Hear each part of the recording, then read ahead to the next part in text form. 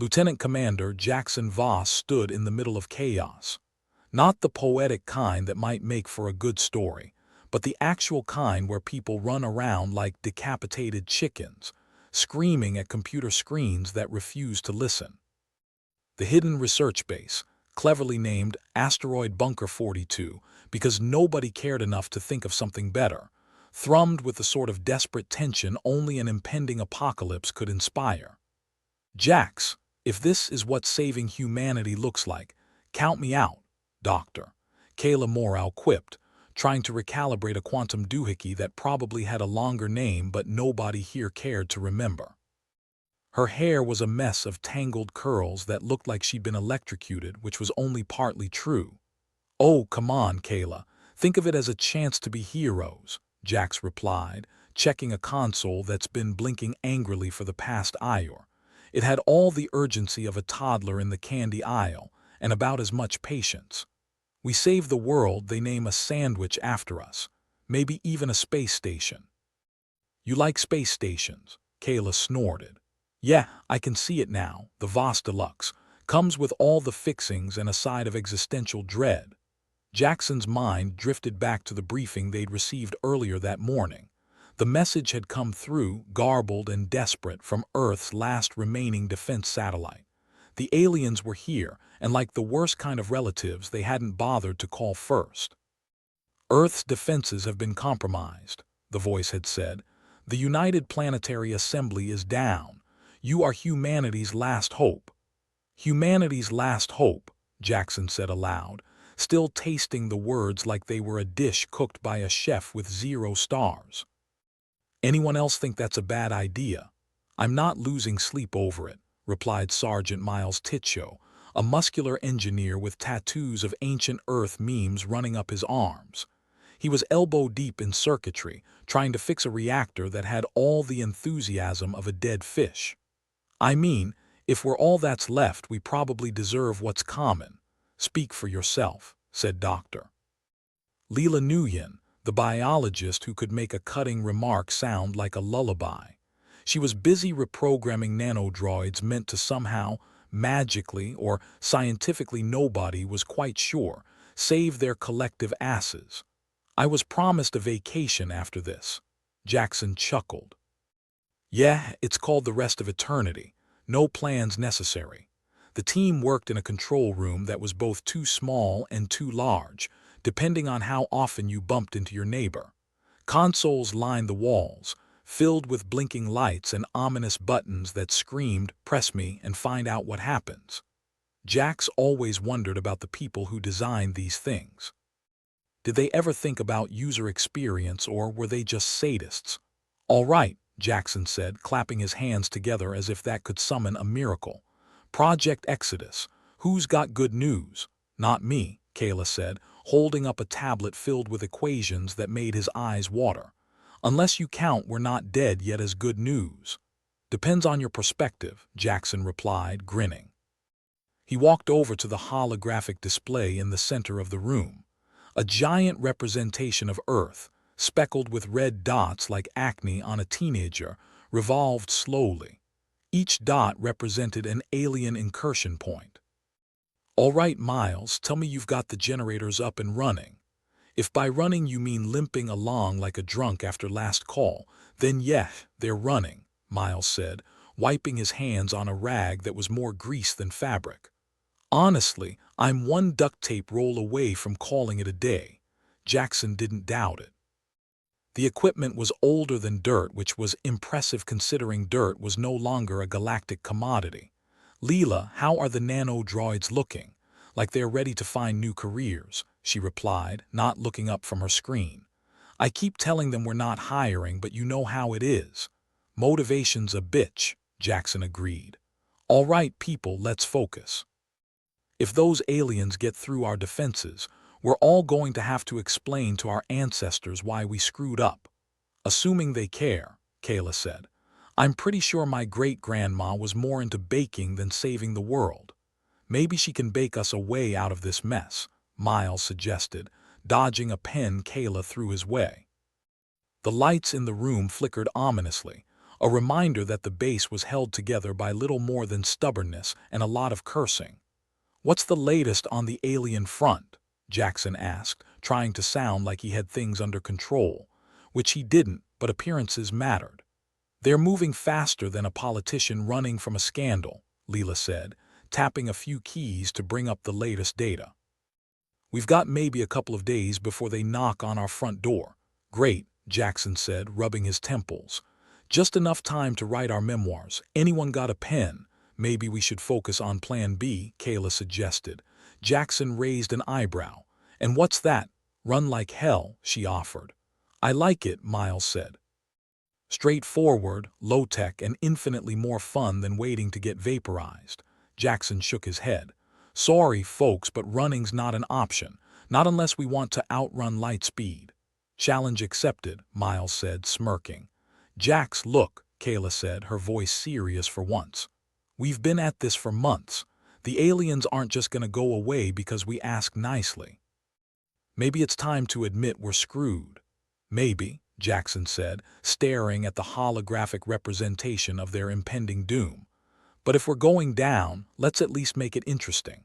The team fell silent, each lost in their thoughts or lack thereof. The room was filled with the hum of machinery and the faint scent of burnt coffee. It wasn't exactly the best place to contemplate the end of the world, but it was what they had. "So what do we do?" Leela asked, breaking the silence. Jackson sighed. "We do what we always do. We fake it till we make it." "And if we don't make it?" Kayla asked, raising an eyebrow. "Then we fake it some more," Jackson said, grinning. "But seriously, let's try to make it look like we're doing something useful." "You mean like actually doing something useful or just pretending?" Miles asked. "Whichever's easier," Jackson replied, shrugging. The sound of an alarm cut through their banter like a knife, the kind of alarm that usually meant something very bad was happening or about to. "Proximity alert," Leela said, her voice suddenly tense. "We've got incoming." "Wow, they are early," Jackson said, trying to muster enthusiasm. "I hate it when guests show up before I'm ready." The team sprang into action, each heading to their respective stations. The room buzzed with a renewed energy, tinged with a sense of impending doom. It was the kind of moment that made you realize how much you'd taken for granted, like breathable air or gravity. "On screen," Jackson ordered, and the main display flickered to life, showing a feed from the base's exterior cameras. A fleet of alien ships hung in space like malevolent Christmas lights. "Looks like they're here for the party," Kayla said, her fingers flying over her console as she ran simulations, hoping for a miracle. "I hope they brought snacks," Miles said. "All we've got are stale protein bars and regret." "Focus, people," Jackson said, his voice cutting through the chatter. "This is it. We may not have another shot." The alien ships began to move, sleek and silent, as if space itself had decided to go on a diet. They were beautiful in a terrifying way, like a storm on the horizon that you know is going to ruin your weekend. "They're deploying drones," Leela announced, her eyes glued to her screen. "Lots of them." "Oh good," Kayla said, "because we didn't have enough problems." Jackson watched as the drones swarmed like angry bees, a hive of technological nightmares descending upon them. "Prepare for evasive maneuvers," he said, not quite sure what that would entail given their stationary base, but it sounded good. "Drones are in range," Miles reported. "Looks like they're scanning for weaknesses." "Hope they don't find our list," Kayla remarked. The room was tense, each second stretching out like a bad joke. Jackson knew they were outmatched, outgunned, and possibly out of time. But there was something liberating about it, too. When you had nothing left to lose, you could afford to be reckless. "All right, team," Jackson said, his voice steady. "Let's show these aliens what humanity's made of." The team moved with purpose, their actions a mix of desperation and determination. It was like trying to plug a hole in a dam with chewing gum, but it was all they had. "Incoming message," Leela said, her voice cutting through the noise. "It's from the alien fleet." Jackson's heart skipped a beat. "Put it through," he said, curious and apprehensive. The display flickered and a figure appeared, humanoid but undeniably alien. Its skin shimmered with a metallic sheen, eyes like wells of liquid mercury. When it spoke, its voice was a harmonic blend of tones as if a choir had learned to speak. "You are Jackson Voss." "Last I checked," Jackson replied, trying to sound casual. "What's the occasion?" "Your resistance is futile," the alien said, almost sounding bored. "Surrender and you may yet survive." Jackson chuckled. "That's funny. I'd say the same to you." The room was silent, the tension palpable, waiting for the alien's response. "Your humor is noted," the alien replied, its expression unreadable. "But your actions will determine your fate." Jackson leaned forward, resting his elbows on the console. "Actions, huh? Well, let's get started then." For the first time in what felt like forever, he felt a spark of hope. Not the kind you plan for, but the kind that sneaks up on you when you least expect it. Maybe they were doomed, but they'd go down swinging. "Prepare for impact," Jackson said, a grin spreading across his face. And with that, the room erupted into chaos once more. It wasn't pretty, but then, saving the world never was. The alien broadcast cut out, leaving a tense quiet in its wake. If the universe had a sense of humor, it was the kind that laughed at funerals. Jackson sighed, rubbing the bridge of his nose. "All right, now that we've pissed off the intergalactic neighbors, let's get back to business." "They're not exactly the type to borrow a cup of sugar," Kayla quipped, managing to look overworked and underpaid all at once. "So what's the plan, boss?" Miles barked a laugh. "Plan? You think we've got a plan?" "The plan's been don't die since yesterday." "Plans still don't die," Jackson corrected, casting a glance at the holographic display of doom. "We've just got to make sure the universe gets the memo." Speaking of memos, Leela posted up by the communications console. "Alien ship numbers keep multiplying like my ex's excuses. We've got to move on the generation ship, like yesterday, Doctor." Kayla Morrow threw her tablet onto the cluttered table, narrowly missing a precarious tower of empty coffee cups. "The ship's a barely assembled jigsaw puzzle, more like a last wish than a last hope." "More optimism, Kayla," Jackson said sarcastically. "You're killing the vibe." "I'm just saying," she shot back. "It's more likely to implode than launch." Miles crossed his arms, tattooed biceps straining against his shirt. "Implode, explode, it's all the same after a few beers, but we gotta move. If not the ship, then what? Sit here, poke the aliens with a stick and hope they drop dead of laughter. At least we'd go down as comedians," Leela muttered, not looking up from her terminal. Jackson clasped his hands together as if praying to some long-dead god of lost causes. "The ship needs to be operational." "Last I checked, sitting here and hoping for a miracle wasn't a reliable strategy. It's now or never." Kayla threw up her hands. "Well, in that case, let's go pull miracles out of our asses." With a sense of begrudging urgency, the team moved through the cramped corridors of Asteroid Bunker 42. Every corner seemed to whisper deceit, the walls groaning under the weight of a million half-kept promises. Jackson led the charge to the hangar bay, where a half-constructed ship loomed like a giant middle finger to the cosmos. Wires dangled like loose entrails, and exposed panels made it look more like a victim of surgery gone wrong than humanity's hope.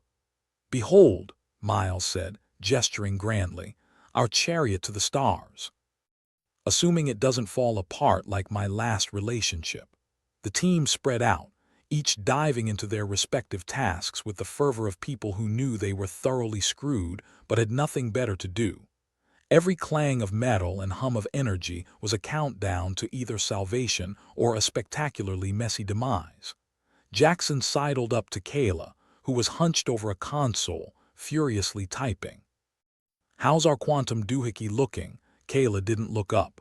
"Like it's trying to win a prize for most useless piece of tech in a crisis, but at least it's shiny." "Good to know we're aiming for aesthetics," Jackson said dryly.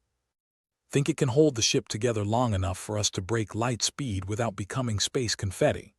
"If by hold together you mean barely and by the grace of physics, then sure," Kayla replied, a wry smile tugging at her lips. "Just don't expect a refund if we end up scattered across different galaxies." Meanwhile, Miles was elbow-deep in wiring, muttering a string of curses that could have made a pirate blush. If I ever find the clown who designed this thing, I'm gonna gift them a nice, shiny foot up their backside." "Don't worry," Leela said, sliding in next to him with a toolkit. "I hear cosmic justice works in mysterious ways, like faulty plumbing." "Speaking of plumbing," Miles said, wiping a grimy hand across his brow, "we got any water left?" "I'm starting to feel like a raisin." "Sorry, all out," Leela replied, handing him a canister. "Make do with the recycled stuff. Tastes like liquid cardboard, but it's wet." "Well, cheers to that," Miles grunted, taking a swig with a grimace. "Here's to the sweet taste of desperation." Jackson climbed up to the ship's bridge, every step a creak of protest from the rusty metal. He surveyed his ragtag crew, feeling a peculiar mix of pride and impending doom. "All right, people, let's give the universe a show it won't forget. If we can't win, at least we can leave a damn good impression." "Yeah, like a bug on a windshield," Kayla hollered back. As the team barreled through their tasks, a faint tremor ran through the base. Outside, the alien fleet had begun their encroachment, the void teeming with hostility. They were knocking, and it wasn't the friendly kind. "The party's starting early," Jackson remarked, feeling the ground vibrate beneath his boots. "Let's not disappoint." "Funny," Miles chimed in, sparks flying as he fused two misbehaving circuits. "That's exactly what my parents said at my 5th birthday." Kayla sealed the last panel, stepping back to admire, or more accurately, critique, their handiwork. "Hope this bucket of bolts is ready for its maiden voyage. Otherwise, it'll be the shortest trip in history." "Shortest or most entertaining," Leela added, a mischievous glint in her eye. "Let's keep it interesting and alive, shall we?" Jackson said, slapping a hand on the console. "Buckle up, because it looks like the universe is about to hit us with the grand finale." With a collective breath, the team took their places aboard the makeshift generation ship. The hangar bay doors groaned open, revealing the speckled void and the hostile armada poised at its edges. It was a beautiful, terrible sight, one that made you wish you could appreciate it from anywhere else. "Engines online," Miles reported, his tone far more confident than the situation deserved. "Let's see if this baby purrs or coughs up a lung." Jackson glanced at Kayla. "How's the doohickey?" "Still shiny," she replied, fingers hovering over the controls. "And still our best shot at not dying." Leela pulled up the nav charts, a dizzying array of lines and numbers that promised either salvation or the worst kind of headache. "Course plotted. Just need a prayer and a bit of luck, or a lot of both." "All right," Jackson said, settling into his seat with a resigned sigh. "Let's light this candle." The ship shuddered as the engines roared to life, a deafening crescendo that drowned out everything but the beating of anxious hearts. The universe waited, silent and expectant, as if eager to see how this little drama played out. "Initiating launch sequence," Kayla announced, her voice steady despite the chaos. The ship lurched forward, fighting against inertia and the weight of a million uncertainties. Outside, the alien ships shifted, their intentions clear and ominous. "They're locking weapons," Leela warned, her fingers dancing over the console. "I think they finally realized we're serious." "Good," Jackson said, his gaze fixed on the vastness beyond. "Let's show them what serious looks like." The ship surged, bolstered by desperation and an unfathomable sense of defiance. It was a leap of faith into the unknown, a gamble with stakes so high they threatened to touch the stars. As they breached the hangar bay, the alien fleet opened fire, a dazzling display of destruction that lit up the void like a macabre fireworks show. But the ship held, speeding onward with a tenacity that defied the odds. "Shields are holding," Miles reported, a hint of disbelief in his voice. The team exchanged glances, a shared moment of hope amidst the chaos. It was working against all logic and expectation. The ship was holding. "We're gonna make it," Kayla breathed, her eyes wide with astonishment. Jackson felt a grin pull at his lips, a rare, genuine smile in a universe that had given them so little to smile about. "Damn right we are." As the ship broke free from the asteroid's gravity, leaving the alien armada behind, there was a moment of weightlessness, both physical and metaphorical. They were free, at least for now, racing toward an uncertain future. And yet, for the first time in a long time, the uncertainty felt like a promise rather than a threat. A blank slate in the vastness of space, a chance to start anew, to redefine what it meant to fight, to survive, to live. Jackson leaned back, the weight of their journey yet to come pressing gently at the back of his mind. "All right, team," he said, his voice resonating with determination and wry humor. "Let's find ourselves a new home. And if we can't, let's at least make sure the story of how we went looking becomes a legend." Kayla smirked, tapping a finger on her console. "To legends, then." "To the universe," Miles added, a twinkle of mischief in his eyes. "And to all the poor bastards who think they've got us figured out," Leela finished, laughter dancing in her voice. The ship sailed on through the stars, a testament to humanity's stubbornness, resilience, and unyielding capacity for hope. And if the universe was watching, perhaps it too would learn a thing or two about what it meant to dream against all odds. The ship's initial triumph through the stars lasted about as long as a half-priced lunch special. Just as the crew settled into their brittle optimism, the lights flickered, engines coughed, and the ship made a noise that suggested it had suddenly lost the will to live. "That doesn't sound good," Miles remarked, his grip tightening on a sparking panel. "Could be the engines, or maybe the universe is just laughing at us." Kayla glanced up from her console, surprise mingling with exasperation. "Great." Just when things were starting to feel less like a death march, Jackson grimaced, tapping the comm panel with a mix of finesse and frustration. "Leela, report. What's going on with our miracle ride?" In the pit of the ship, Leela was already furiously typing, her eyes darting over columns of failing diagnostics. "Looks like someone forgot to pay the cosmic electric bill. Systems are going down faster than a lead balloon." The ship lurched again, a violent hiccup that sent Jackson sprawling into the bulkhead with a thud. "Someone mind telling me why we're suddenly in a B-grade disaster flick?" "Sabotage." Leela's voice crackled over the intercom, clipped and incredulous. "Someone's been playing arts and crafts with our wiring." Jackson's mind raced, pulling together paranoid threads faster than he could tie them in knots. "All right, folks, looks like we've got a rat on board. Any guesses, or should we start taking turns in the airlock?" Kayla's eyes narrowed to slits. "You think one of us is screwing with the ship?" "Why would anyone do that when we're all on board?" Miles, ever the unfiltered optimist, chimed in. "Maybe they got a thing for dramatic exits." Jackson pushed off the wall, waving a hand through the air as if shooing away invisible gremlins. "Doesn't matter why right now. What matters is fixing the damn thing before we become cosmic dust." "Maybe it's a disgruntled space hamster," Kayla murmured darkly, fingers dancing over buttons, trying to coax life back into reluctant systems. "Or someone who enjoys watching us all flail around like headless chickens," Miles added with a wry twist of his lips.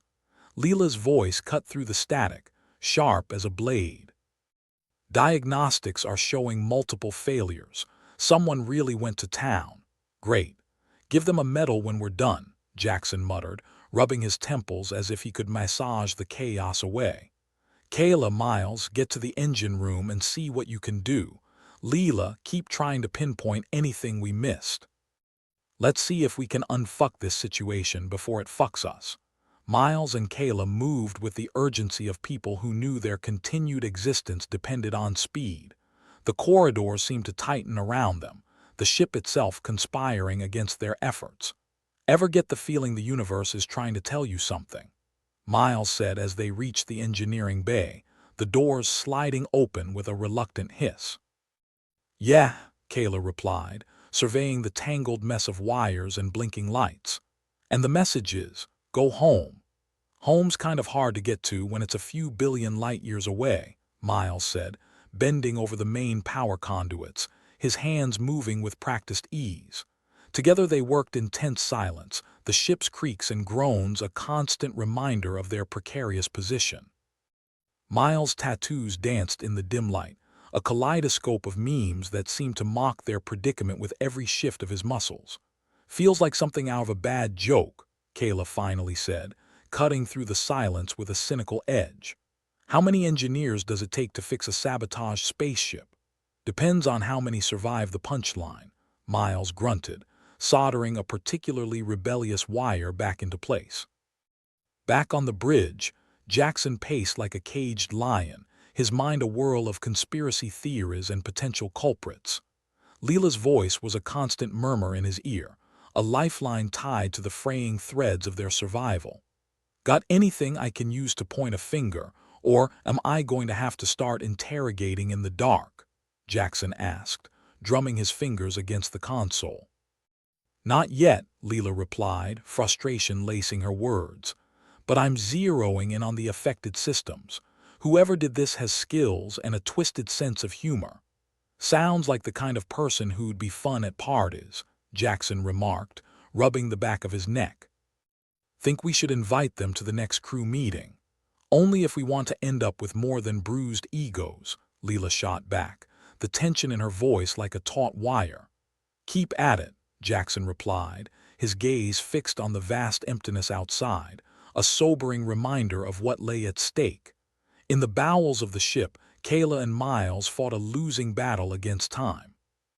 Each repair felt like a band-aid over a bullet wound, temporary, inadequate. Almost feels like we're doing surgery with a butter knife, Miles said, wiping sweat from his brow with the back of his hand. Only difference is we can't afford to botch this one, Kayla replied, adjusting a coolant line with a practiced twist. One wrong move and we're toast. Literally, Miles agreed, eyes flicking to the temperature gauge that was inching perilously close to red. Another shudder ran through the ship, a reminder of how fragile their sanctuary really was. The sound of metal on metal echoed in their ears, a portent of inevitability. If I didn't know better, I'd say someone up there doesn't like us, Kayla said, her feet braced against the floor as the ship protested their efforts. Wouldn't be the first time, Miles replied, tightening the last bolt with a grim nod. But at least now we've got a fighting chance. Let's see if we can make it count, Kayla said, sealing the panel with a decisive snap. The bridge was a hive of activity, the crew moving with the frenetic energy of people who knew the odds were against them but stubbornly refused to back down. Jackson watched them, a peculiar sense of pride mingled with the ever-present weight of uncertainty. Engines are back online, Miles reported, his voice a mix of triumph and exhaustion. And the doohickey? Jackson asked, raising an eyebrow at Kayla. Still the shiniest piece of crap we've got, she replied with a sardonic smile. Good enough for me, Jackson said, his gaze sweeping over the ragtag team. All right, let's get this show back on the road. The ship roared to life once more, battered but unbroken. Outside, the stars seemed to wheel in silent applause, the universe acknowledging the audacity of their persistence.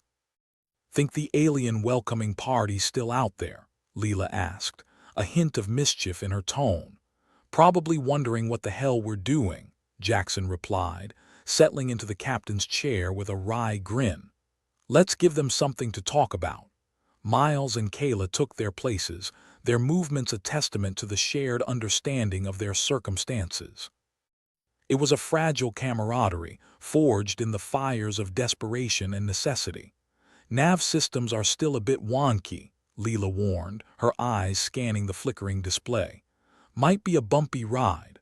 Just like old times, Jackson said, glancing at the familiar sight of the controls. Let's see if we've still got a few surprises left up our sleeves. With a collective breath, the crew set their sights on the stars, the ship a tenuous lifeline threading its way through the vast unknown. It was a reckless gamble, the kind that only fools and heroes dared to take. As they surged forward, leaving the chaos of sabotage and suspicion in their wake, Jackson allowed himself a moment of reflection. They were battered, beleaguered, and barely holding together, but they were alive. And as long as that was true, they had a chance. Let's keep our eyes peeled, Jackson said, his voice carrying the weight of authority tempered by humor. Whoever thinks they can play games with us might get a little reminder of what it means to double-cross the wrong people. Here's to cosmic justice, Miles said, raising an imaginary glass in a toast. "And to not getting spaced by our own," Kayla added, her voice a wry counterpoint. The ship sailed on, a fragile promise in a universe that loved to break them.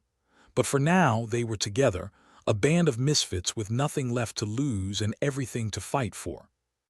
And if the universe was watching, it would see a crew determined to defy the odds, to laugh in the face of doom, and to create their own legend among the stars.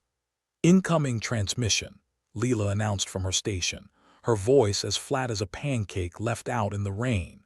"And it's not from the pizza delivery guy." Jackson turned away from the view of the eternal black abyss outside their windows.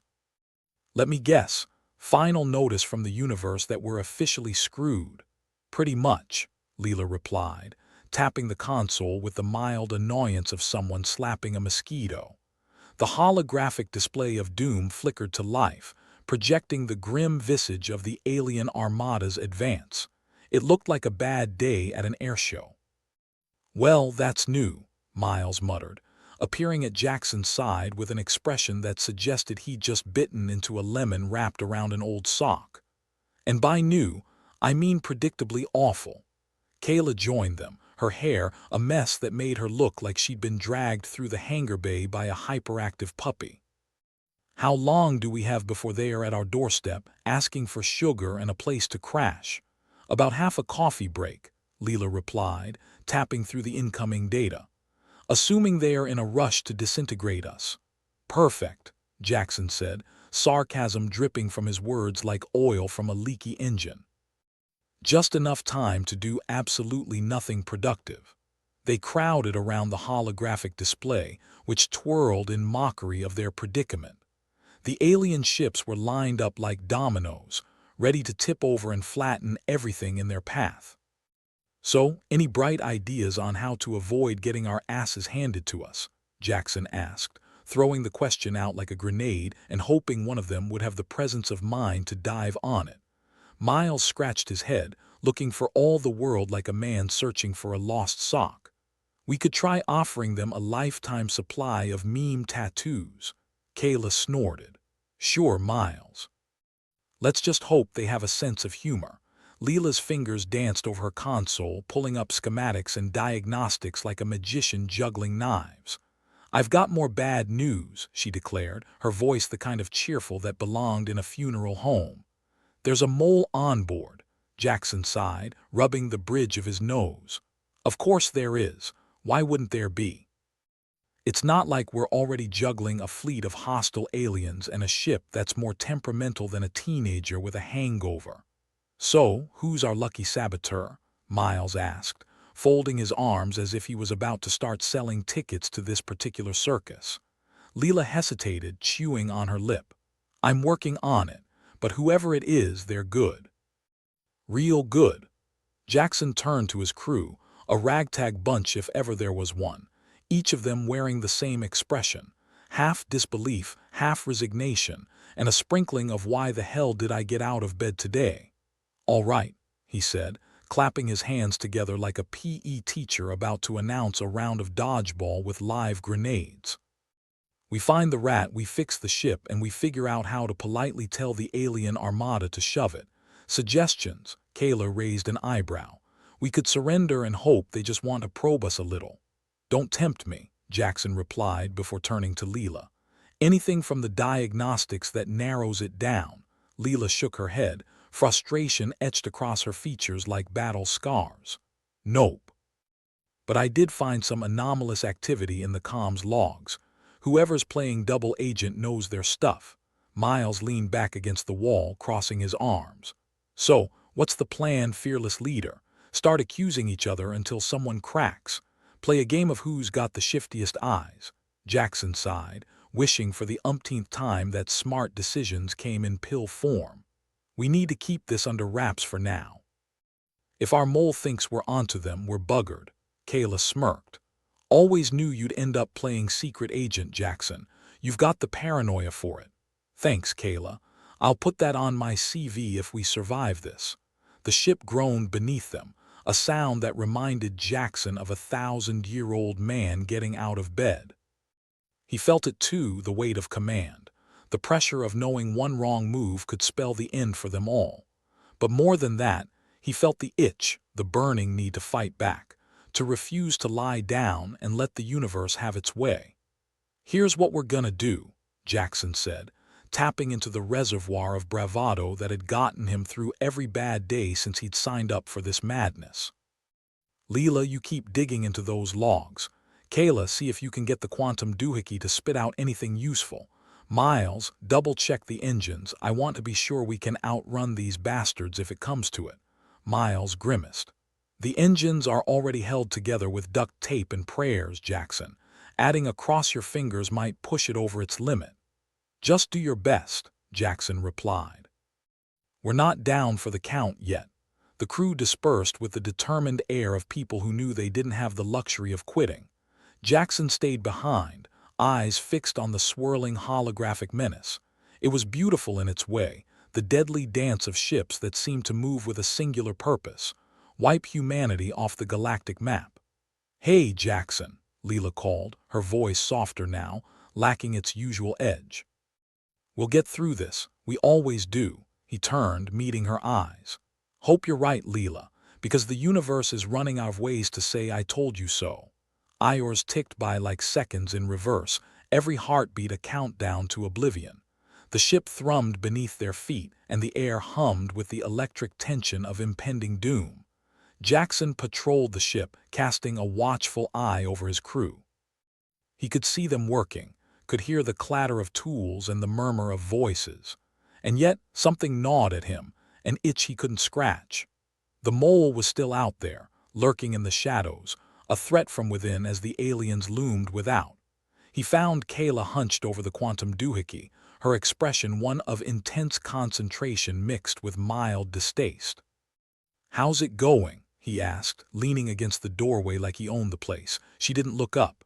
"It's like trying to make sense of a toddler's scribbles on a hangover, but I'll get there," Jackson chuckled. "What would I do without your unyielding optimism?"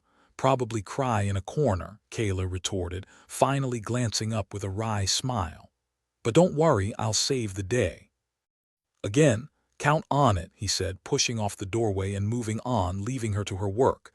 He found Miles in the engine room, surrounded by a tangle of wires and panels. "How's it looking down here?" Miles wiped a smudge of grease from his forehead, leaving an even bigger smear. "Like a nightmare Picasso would paint, but I'm fixing it." "Good man," Jackson said, clapping him on the shoulder. "Keep it up." "We might need to gun it soon." Miles nodded, his face set in that determined way of his. "You got it, boss." The bridge was a hive of activity when Jackson returned, Leela absorbed in her console, eyes darting over lines of code that might as well have been ancient runes to anyone else. "Any luck?" he asked, stepping up beside her. She shook her head, frustration palpable. "Not yet, but I'm close. Whoever this is, they're not perfect. They'll slip." "Here's hoping it's before we all become cosmic toast," Jackson replied, casting another glance at the holographic display. The armada loomed ever closer, an unyielding tide of destruction. The pressure was mounting, the noose tightening. And still no sign of the traitor. Every face he saw was familiar, every voice one he'd come to rely on. And yet one among them was a snake, ready to strike. As the Iors dragged on, the tension became a living thing, coiling around them, whispering of betrayal and doom.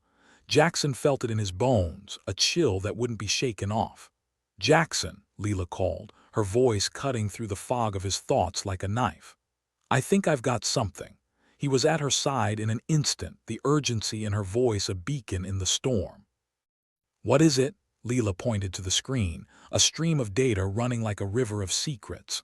"I traced the anomalous activity to a terminal in the crew quarters." Jackson's heart skipped, a beat of anticipation. "Whose quarters?" Leela hesitated, her eyes meeting his. "Miles." The weight of her words settled over him, a cold reminder that even the most trusted could hide the darkest truths. "Miles," he repeated, disbelief coloring his voice. "He's been with us since the beginning." Leela nodded, her expression grim. "I know, but the logs don't lie." Jackson's mind raced, piecing together fragments of memory, sifting through the rubble of trust. Miles, the joker, the steady hand in a storm. Could he really be the one? The thought tasted bitter like ashes on his tongue. "All right," he said, resolve hardening within him.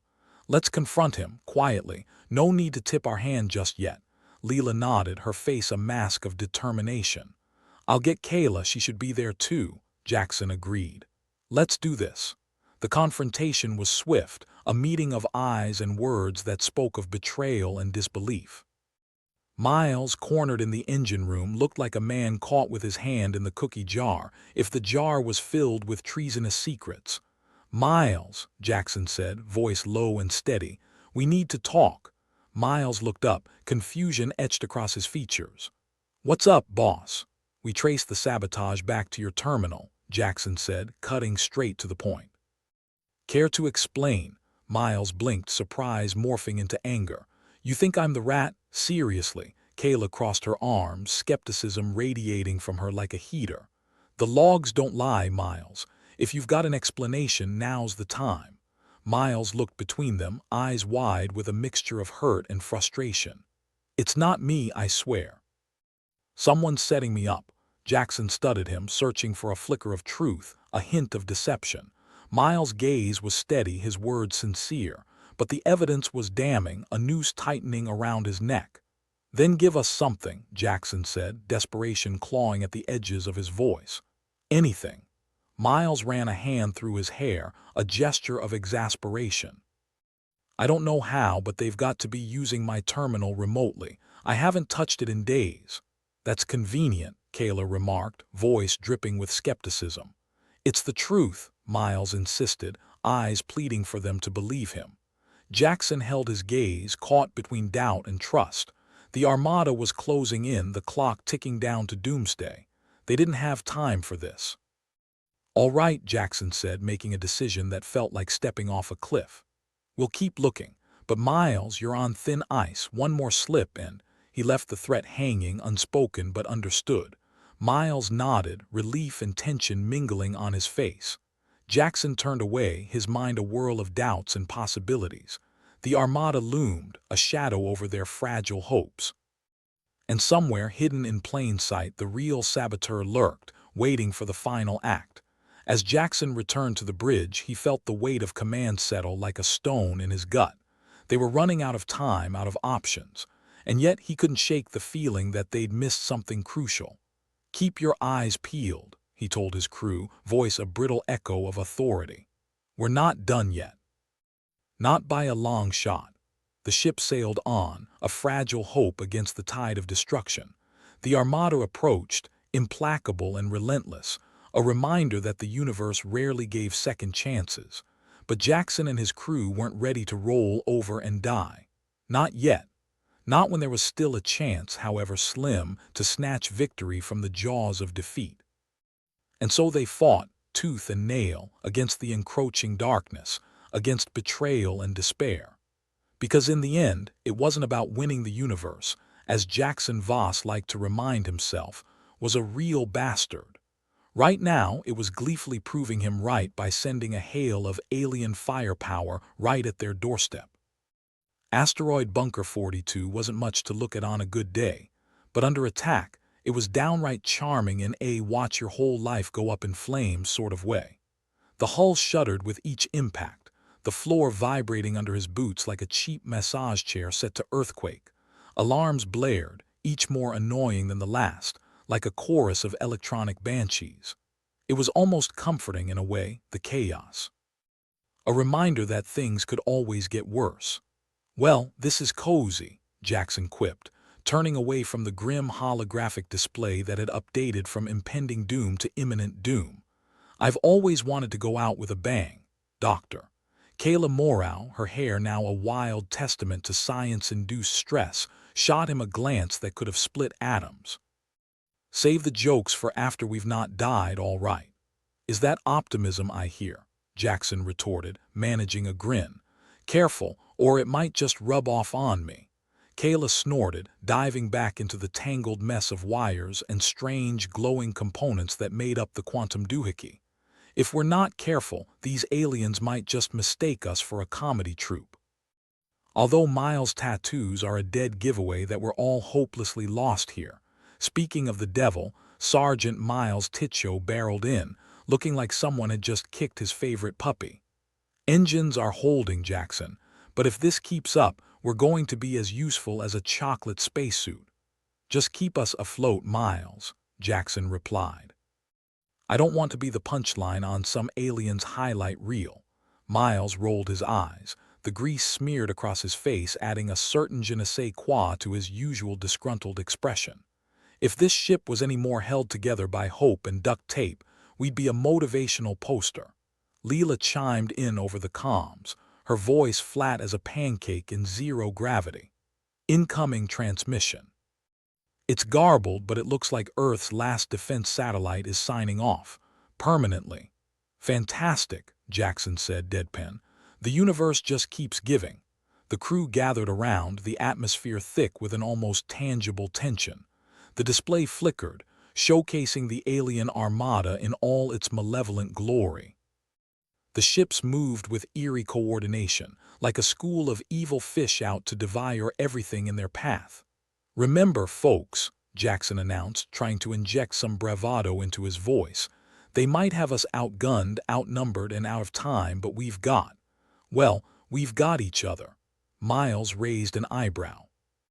That's either comforting or terrifying, depending on how you look at it. More terrifying than being eaten by an alien armada, Kayla asked, her tone wry. Depends on which one of us you ask, Miles retorted, managing a half-hearted shrug. The ship rocked violently, a testament to the fact that the universe really didn't care about their banter. Critical systems were taking a beating, and morale was circling the drain faster than Jackson could think of clever quips. We need a plan, and fast, Jackson said, his mind racing through options like a hamster on a wheel. Kayla, how's the doohickey coming along? She sighed, frustration etched into every line of her face. It would help if the damn thing came with instructions.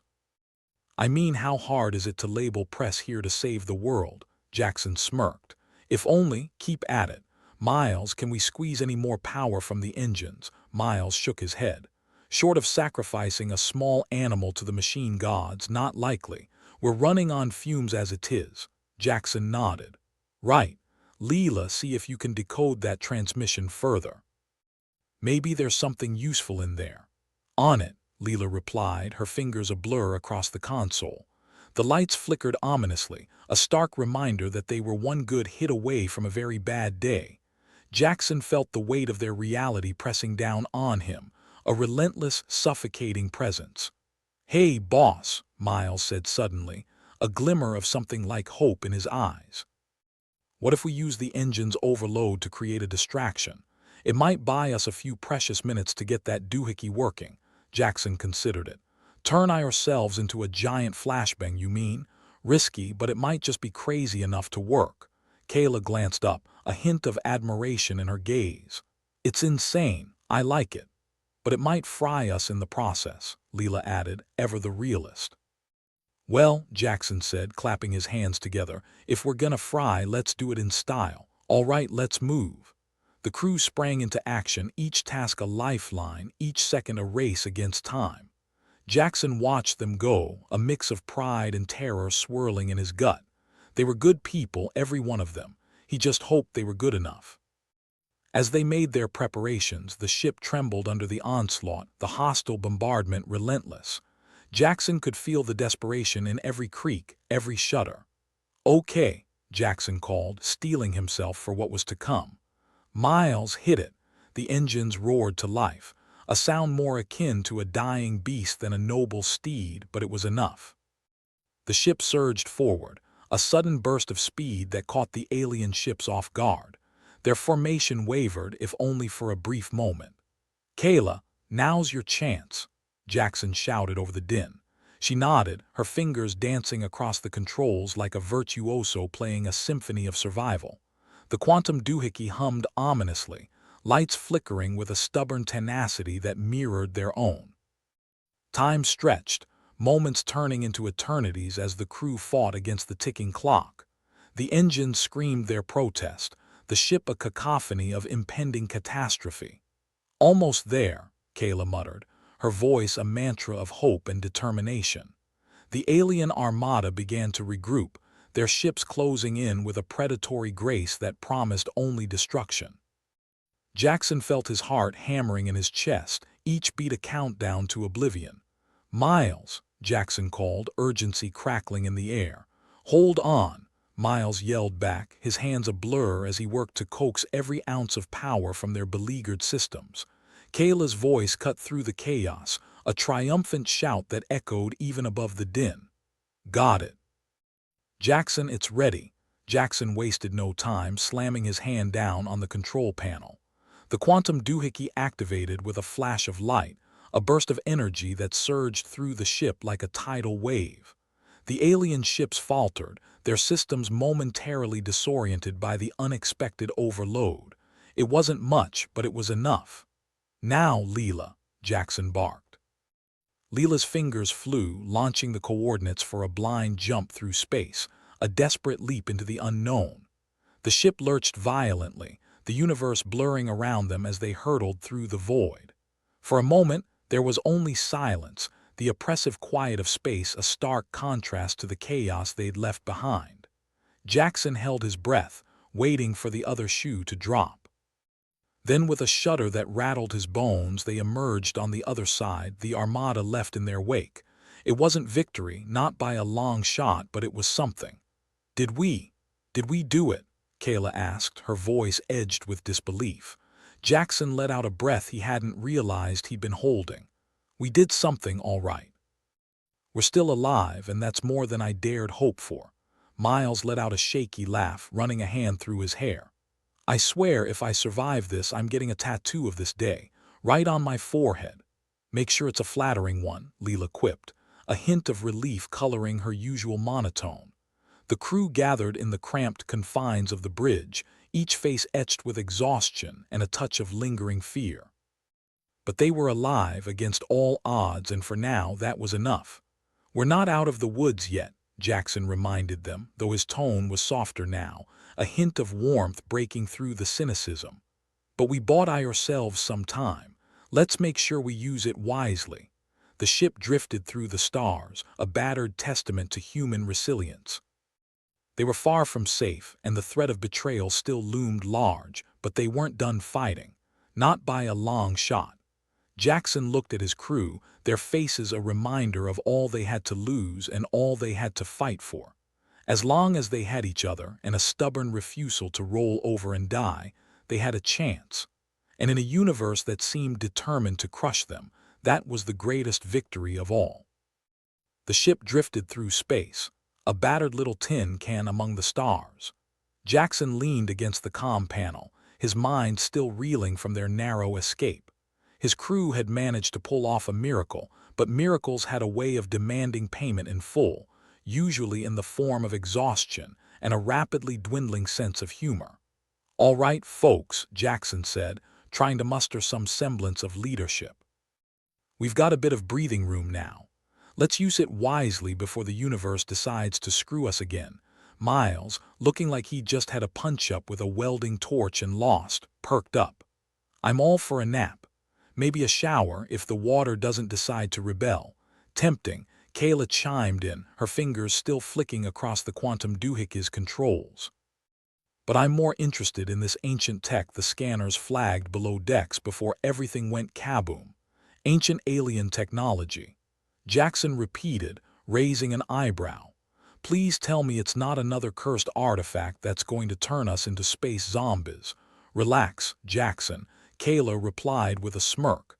"Maybe it's the intergalactic equivalent of duct tape. We could use some more of that. Or it could be a toaster," Miles added, ever the optimist. "Alien toast, anyone?" Leela's voice crackled over the intercom. "If it's a weapon or a toaster, it's worth checking. Anything to make us less of a sitting duck." Jackson nodded, trying to ignore the flutter of hope in his chest. Hope was dangerous, a siren song that lured you in before smashing you on the rocks of disappointment. But they didn't have much else to cling to right now. "All right, Kayla, Miles, let's head down and see what this thing is. Leela, keep an eye on the scanners. Scream if the universe decides to throw another wrench in our gears." "Roger that," Leela replied, her voice as flat as ever. They made their way through the ship's cramped corridors, the metal walls echoing the groans and creaks of a vessel that was more patchwork than machine. Jackson could almost feel the ship's pleading, as if begging them not to push it any further. But the ship was like them, running on fumes and stubbornness, refusing to give up just yet. The journey took them deeper into the bowels of the ship, where the air grew thick with the scent of oil and the hum of unseen machinery. It wasn't exactly comforting, but it was familiar, and that was enough. "Here we are," Kayla announced, stopping in front of a nondescript bulkhead door. "According to the scanners, whatever it is, it's behind this. Let's hope it's not an alien vending machine," Miles quipped. "Unless it dispenses survival." Kayla shot him a withering glance, then turned her attention to the control panel. Her fingers danced across the keys, the door hissing open with a reluctant sigh. The room beyond was dark, save for the faint glow of strange symbols etched into the walls. The air buzzed with an electric tension, sending a shiver down Jackson's spine. "Well, isn't this cozy?" Miles muttered, stepping inside. "I give it a 6 out of 10 for ambience. Needs more light." Kayla ignored him, eyes focused on the centerpiece of the room, a large, oblong device that hummed quietly with an inner energy. It looked ancient, yet somehow timeless, as if it had been waiting here for millennia. "Any idea what it is?" Jackson asked, leaning in for a closer look. "It's definitely alien tech," Kayla murmured, running a hand over the surface with something akin to reverence. "The energy readings are off the charts. If we can figure out how to integrate this into the ship, it could turn the tide, turn the tide." Miles snorted. "Right now, I'd settle for turning on the lights without a meltdown." Ignoring him, Kayla began to work, her focus a laser beam of determination. Jackson watched her, a strange mix of admiration and unease tugging at him. They were standing on the precipice of something monumental, a chance to strike back against the overwhelming force that threatened to annihilate them. "Let's get it up to the bridge," Kayla said, her voice breathless with excitement. "If we can sync this with the quantum doohickey, we might just have a fighting chance." Together, they maneuvered the device through the ship's cramped corridors, cursing quietly whenever it snagged on a bulkhead or a particularly stubborn bit of piping. Jackson could almost hear the ship groaning in complaint, as if protesting the addition of yet another burden. Back on the bridge, Kayla wasted no time integrating the alien technology with their systems. The quantum doohickey hummed in response, lights flickering in a strange, almost rhythmic dance. "Okay, this is either going to work, or we're about to become cosmic confetti," Miles said, watching the proceedings with a mixture of apprehension and curiosity. "Always the optimist," Jackson replied dryly. "Kayla, what's our status?" She tapped a few keys, eyes narrowed in concentration. "The systems are syncing. It's like trying to introduce two very stubborn strangers at a party and hoping they don't start a fistfight. So, a typical family reunion." Miles quipped, earning a smirk from Kayla. The ship's lights flickered once more, the systems whirring to life with an intensity that made the hairs on the back of Jackson's neck stand on end. The alien device pulsed, its energy flowing through the ship like a shot of adrenaline to a dying heart. "We're online," Kayla said, her voice a mix of disbelief and triumph. "I think it's working." Leela's voice crackled over the intercom, a rare hint of excitement coloring her usual monotone. "I'm picking up increased power levels across all systems. Whatever you did, it's giving us a boost." Jackson allowed himself a small, hopeful grin. "Looks like we might have lucked out this time. Just once, I'd like to win without feeling like I'm about to have a heart attack," Miles grumbled, though his eyes shone with a flicker of hope. Jackson clapped him on the shoulder. "Where's the fun in that? Now let's see if we can't turn this lucky streak into a full-blown comeback." With the alien technology boosting their systems, the ship felt more alive, its engines purring like a contented feline rather than a dying beast. The bridge hummed with an energy that was almost palpable, a promise that maybe, just maybe, they weren't entirely screwed after all. Kayla continued to work, her hands a flurry of activity as she calibrated the systems to maximize their newfound power. Miles monitored the engines, coaxing them into a smoother rhythm, while Leela fed them updates on the alien armada's movements. "They are regrouping," Leela reported, her voice steady. "Whatever we did, it won't keep them off our tails for long. Then we'd better make the most of it," Jackson said, his mind racing with possibilities. With the alien tech on their side, they had a chance to turn the tables, to take the fight to their enemies rather than just running like scared rabbits. "Any ideas how we can use this to our advantage?" Jackson asked, looking to his crew. Kayla tapped a few keys, bringing up a holographic display that mapped their current position in relation to the alien fleet. "If we can get close enough, we might be able to disrupt their systems with this tech. It's risky, but it's better than sitting here waiting to get blasted to bits," Miles finished for her, rolling his shoulders like a boxer gearing up for a final round. "Disrupt their systems," Leela interjected. "Like sending them into a frenzy, turning their ships against each other." "Exactly," Kayla confirmed. "If we can create enough chaos, it might give us a chance to slip past their defenses." Jackson mulled it over, the gears in his brain spinning faster than they'd ever dared. It was a gamble, a high-stakes game of poker where the losing hand meant extinction. But it was a chance, a real, tangible chance to strike back. "All right, let's do it," Jackson decided, the words resolute and sure. "Let's give those bastards a taste of their own medicine." Finally, Miles said, cracking his knuckles. "I've been itching to hit back." Kayla nodded, her fingers flying over the controls with a grace that spoke of desperation and hope intertwined. "Just give me a few minutes to set things up." Jackson watched his team work, a strange sense of pride swelling in his chest. They were tired, they were scared, and they were outnumbered, but they were here, fighting with every ounce of strength they had left. The ship hummed with power, the alien technology, a living presence that pulsed through the systems like a heartbeat. The holographic display flickered with the positions of the alien ships, each one a threat, a promise of destruction. "Ready," Kayla announced, snapping Jackson back to the present. "Good," Jackson said, his voice steady. "Leela, set a course for their fleet. Let's see if we can't teach them a lesson in chaos theory." "On it," Leela replied, her fingers dancing across the controls with a newfound sense of purpose. The ship lurched forward, engines purring with a vitality that Jackson had almost forgotten. They cut through the void, an arrow launched straight at the heart of the alien fleet. "Hold on, everyone," Jackson called, feeling the familiar thrill of adrenaline pump through his veins. "This is going to get bumpy." They streaked through space, the stars blurring past in a kaleidoscope of light.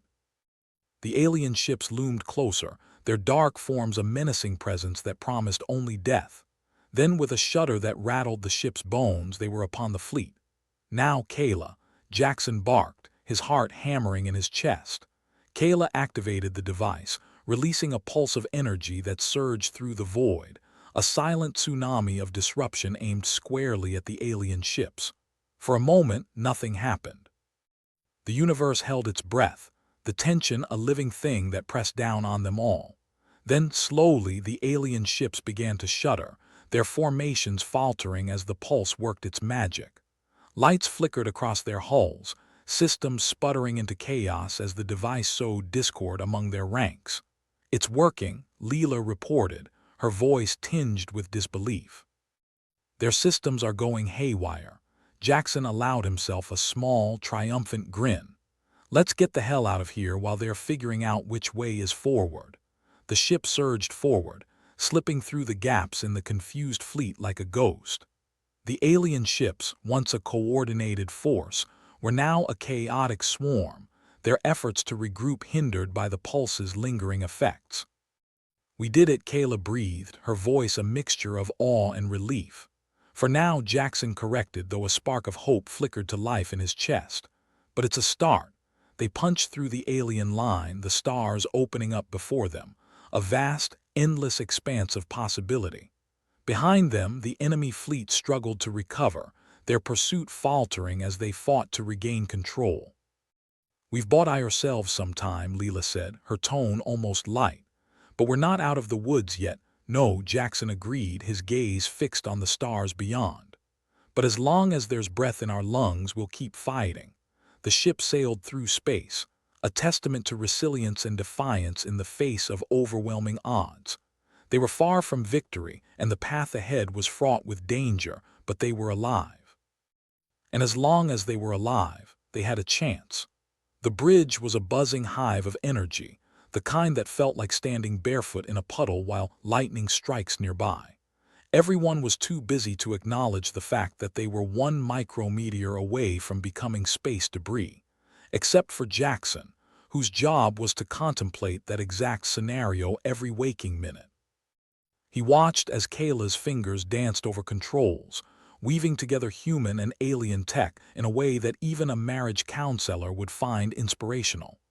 "We've got the generation ship prepped and ready," she reported, her voice a mix of triumph and nerves, like she just found the last slice of pizza at a party. "Let's light this candle," Jackson said, rubbing his hands together. "Assuming it doesn't blow our asses back to the Stone Age." Miles, hanging around like a bad smell, chuckled. "Could be worse. We could be back on Earth, waiting for the next apocalyptic weather report." Jackson snorted. "Yeah, thank the stars for small favors like being just a step ahead of universal annihilation." Leela's voice crackled over the intercom, the ship's speakers doing their best impression of a grumpy old man clearing his throat. "Alien fleets closing in, Jackson. If we're gonna go, now's the time." Jackson glanced around at his crew, a ragtag group of misfits, each with a face that could curdle milk. "All right, folks. It's now or never. We launch or we end up as a cautionary tale." "Not a fan of cautionary tales," Miles muttered, rubbing a grimy hand over his tattoos. "Too much paperwork." Kayla rolled her eyes but didn't pause in her work. "Cautionary tales are just stories where the idiot survives long enough to tell others how not to be an idiot." "Speaking of idiots," Miles grinned, "let's make sure we get to tell this one." The ship rattled as they commenced the launch sequence. Jackson felt the familiar lurch of his stomach as inertia and gravity fought a brief, losing battle. The asteroid bunker, their home and prison, fell away beneath them, a cramped metal coffin that had smelled distinctly of desperation and recycled air. The generation ship groaned, its massive frame struggling to awaken from its long slumber. For a moment, Jackson thought it might just give up the ghost and save them all the trouble of dying later. But then, like a reluctant teenager being dragged out of bed, it heaved into motion. "Engines are stabilizing," Miles reported, his voice tinged with disbelief. "Guess our luck's not entirely crap after all." Jackson blinked. "Don't jinx it. The universe loves proving us wrong." Kayla was hunched over her console, eyes darting between screens. "Wormhole's coordinates are set. It should get us out of here before the aliens make us their latest footnote in the galactic history books." "Should?" Jackson raised an eyebrow. "Let's just say it's a work in progress," Kayla replied with a sardonic smile. "Like our survival. Great.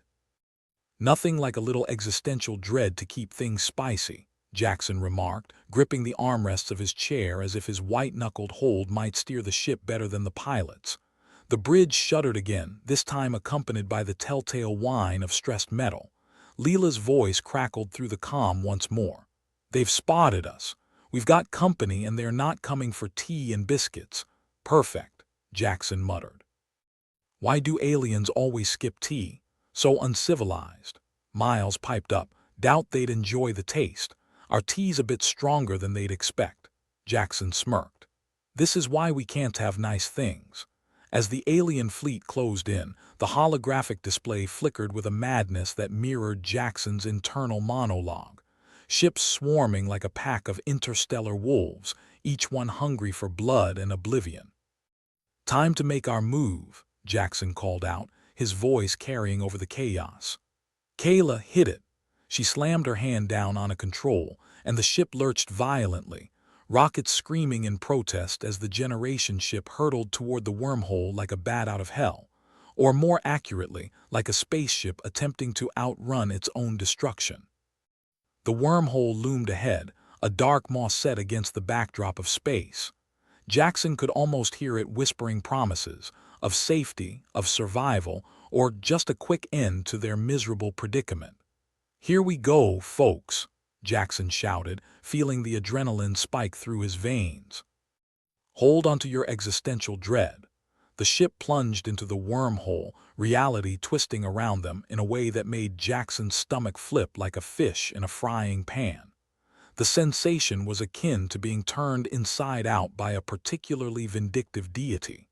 For a moment, everything was a kaleidoscope of nausea-inducing lights and sounds. Jackson closed his eyes, hoping that when he opened them they'd still be alive and not scattered across the cosmos like cosmic graffiti. Then, with a bone-rattling jolt, the ship emerged into a new star system. The wormhole spat them out like a petulant child refusing vegetables, leaving them drifting in the calm void. Jackson exhaled, a shaky laugh escaping his lips. Well, we're not dead. Yet Kayla checked her screens, letting out a relieved breath. We're clear, no sign of the aliens. Leela's voice crackled again, this time with a note of awe. We're in a new system, uncharted, looks peaceful, peaceful, Miles echoed, incredulous. Have you seen us? We don't do peaceful. Jackson allowed himself a moment to appreciate the view, a serene expanse of stars and planets, untouched by war or the cold grip of extinction. A fresh start, a chance for humanity to rise from the ashes or, knowing their luck, trip over their own feet. All right, Jackson said, his voice firm. We've got a new home. Let's not screw it up immediately. Kayla shook her head, amusement tugging at her lips. Can't promise anything, we're only human. Yeah, Miles agreed. But at least we're not dead humans. Jackson chuckled. Small victories, Miles, small victories. As the crew settled into their roles, steering the generation ship toward a promising planet, Jackson leaned back in his chair. He let the weight of their survival, of their improbable triumph, settle like a comfortable old coat. Think we'll get used to this place? Kayla asked, watching the stars drift by. Eventually, Jackson replied, or we'll find new ways to make it home, probably both. Miles stretched, his body protesting every movement. I guess we'll have time to figure it out. Jackson nodded, a luxury we didn't have before. Let's use it wisely. They drifted through the new system, a ragtag group of survivors with the universe at their feet and a future uncertain but their own. It wasn't perfect, far from it. But they were alive, and in this grim corner of space, that was a victory worth savoring. As they sailed toward their new world, Jackson couldn't help but think of the asteroid bunker, now just another haunted corner of the universe, left behind like a bad dream. It had been a hard, brutal home, but it had also been the crucible from which they'd emerged, scarred but unbroken. To new beginnings, Jackson said, raising an imaginary glass. To not dying in space, Miles added, mimicking the gesture. Kayla smiled, joining the toast. And to screwing up in style. Leela's voice joined them, a rare hint of warmth coloring her usual monotone. Cheers to that. They sailed on, a ship full of misfit survivors with stars in their sights and a galaxy waiting to be redefined. It wouldn't be easy, nothing ever was. But Jackson was used to things not being easy. It was all part of the fun. The bridge of the generation ship was quieter now, a low hum of machinery replacing the earlier chaos. Jackson Voss leaned against the doorframe, watching his crew settle into the reality of their new circumstances. The universe had hit the reset button, and they were the unwitting participants in the cosmic game of roulette. He surveyed the room, noting the weariness etched into every face. Kayla Morrell was still glued to her console, eyes darting across screens like a cat watching a mouse marathon. Miles Titcho lounged in his chair, tattoos telling stories of past victories or failures, depending on the angle. Leela, the voice of technological discontent, was finally silent, the intercom taking a much-needed nap. Feels like a hangover after a party we didn't know we were throwing, Jackson mused, breaking the silence. Kayla snorted, not looking up. Except we're the ones stuck cleaning up the mess. Miles chuckled, stretching his arms over his head. And we didn't even get to enjoy it. Typical. Jackson pushed off the wall, joining Kayla at her station. Any idea what's next? Besides not dying, of course. Not dying is a good start, she replied, fingers flying over the keys with the precision of someone who'd rather be anywhere else. But we've got a lot of work. This place might look peaceful, but that doesn't mean it's safe. Nothing's ever safe, Jackson said, glancing at the holographic display that now showed their new star system in all its underwhelming glory. Safe is just what you call the place you haven't screwed up yet, Miles nodded. Or the place where you haven't pissed anyone off yet. Jackson considered the system's nearest planet, a blue-green orb that looked inviting enough. But then, so did Earth once. It was all about perspective, and his perspective had been punched in the face too many times to trust a pretty view. Think it's worth a look? He asked, nodding at the planet. Kayla shrugged. Looks better than the alternative, which is floating here until we run out of air and start eating each other. Let's avoid that, shall we? Jackson replied, trying not to imagine what Miles would taste like. I'd rather not be on the menu. Good call, Miles said, feigning offense. I'm not exactly the catch of the day. More like yesterday's leftovers, Kayla added, finally cracking a smile. They set a course for the planet, the ship moving with a grace that belied its battered exterior. Jackson took his seat, feeling the familiar pull of anticipation mixed with dread. It was like waiting for a blind date to arrive, except this blind date held all their lives in its metaphorical hands. As they neared the planet, Jackson found himself reflecting on their journey. They had left Earth as humanity's last hope, a title that felt grand until you remembered that everyone else was dead. The asteroid bunker had been a grim refuge, but it had also been their crucible, the place where they had honed their skills, or at least their ability to survive another day. He missed it, in a way. Not the cramped quarters or the pervasive smell of desperation, but the camaraderie, the knowledge that even in the darkest times they weren't alone. Looks like we're approaching the atmosphere, Kayla announced, drawing him back to the present.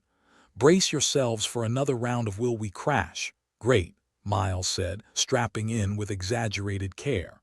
My favorite game. Jackson tightened his harness. It's like riding a roller coaster, except with more screaming and less chance of funnel cake at the end. The ship shuddered as it hit the atmosphere, the hull protesting with a symphony of groans and rattles. Jackson held his breath, willing the damn thing to hold together just a little longer. It was a testament to human and alien engineering, or maybe just a testament to duct tape and prayer. The descent was rough, but they'd had worse. Jackson felt his stomach lurch as they broke through the clouds, revealing a landscape that was both alien and oddly familiar. Lush forests, winding rivers, the kind of place that would be on a postcard if people still bothered with those. They landed with a bone-jarring thud, the ship settling into the soft earth like a reluctant guest. Jackson exhaled, his fingers uncurling from the armrests. Well, we didn't explode, I call that a win. High standards, Kayla muttered, unbuckling her harness. But I'll take it. Miles stood, stretching until his joints popped. Time to see what fresh hell we've landed in. Jackson nodded, feeling the familiar weight of responsibility settle on his shoulders. Okay, folks. Let's go make first contact with whatever calls this rock home, and try not to offend anyone right off the bat, yeah? Can't promise anything, Miles replied, glancing down at his tattooed arms. But I'll keep the swearing to a minimum. The airlock cycled open with a hiss, and they stepped out into the unknown. The air was crisp, carrying the scent of something sweet and floral, a welcome change from the recycled staleness of the ship. Jackson took a deep breath, savoring the moment. It was the smell of possibility.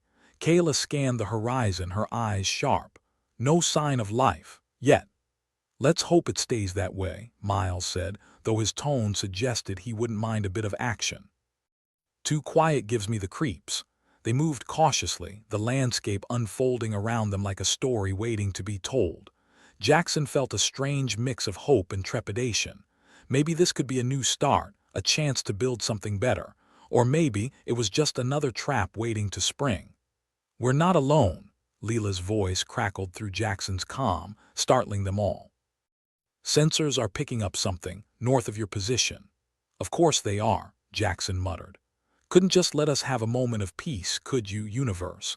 They adjusted their course, moving toward the unknown with the kind of reckless bravado that had kept them alive this long. Jackson's hand rested on the holster at his hip, a reminder that even in paradise, danger was never far away. As they crested a hill, they saw it, a sprawling city gleaming in the sunlight. It was a patchwork of architecture, like someone had taken pieces from a dozen different civilizations and mashed them together.